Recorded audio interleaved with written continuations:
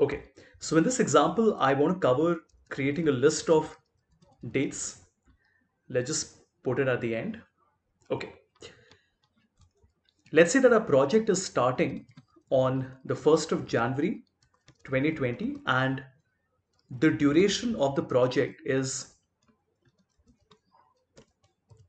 maybe 15 days. So how do we do this? We can write equal to sequence. Remember, sequence is a function that is only available to Microsoft 365 users. In case you're working on 2013, 16, or 19 Office, you might not have this function with you. It asks us for the rows, columns, start, and step.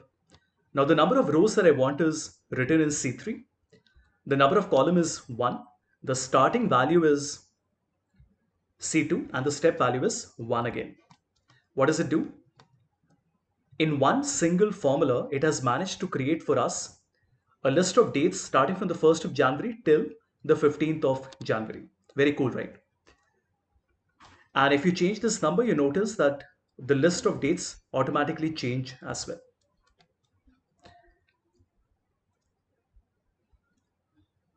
Now, assuming we have some numbers here, so I've written some numbers between 100 and 200. Now think about it. We have these numbers between 100 and 200. Let's just call this the sales value. If I want to find out all the dates from this period whose sales is between, let us say, 150 and 175, let us quickly apply a filter. So we say highlight between 150 and 175. And as you can see, there are six cells, or rather six dates that have this value between 150 and 175. Now, how do we extract only these particular dates from this range? We can write filter. Again, like sequence, filter is also a dynamic array function. You need to have Microsoft 365 to be able to use it. What is our array? Now my array is going to be F2, and I'm going to select F2 colon G16. And from this, it says which one of these values do you want to include. Now the values that I want to include would be G2 to G16 greater than 150. But because we also want to say that they have to be less than 175, I'll put an and then say that G2 to G16 also has to be less than 175. And that doesn't give me the result. So let's quickly check if we need to change something.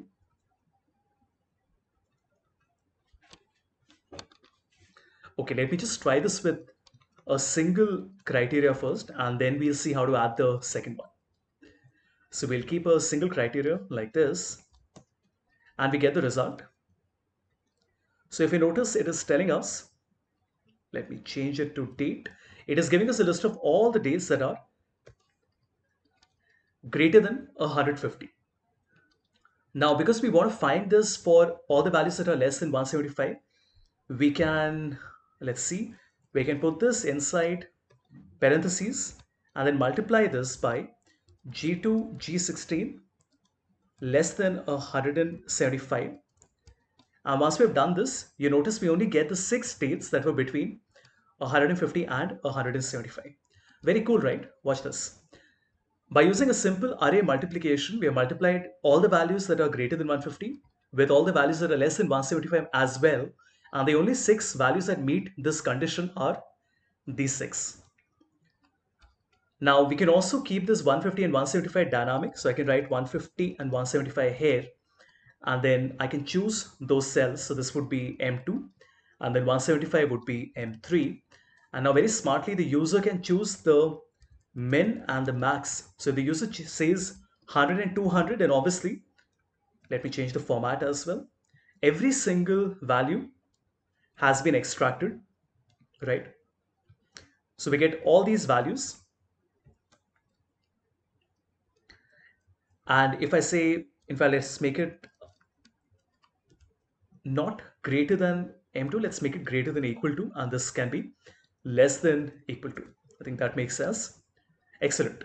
So you notice that it is giving us a list of all the records because every single record falls within this range, which is 100 to 200.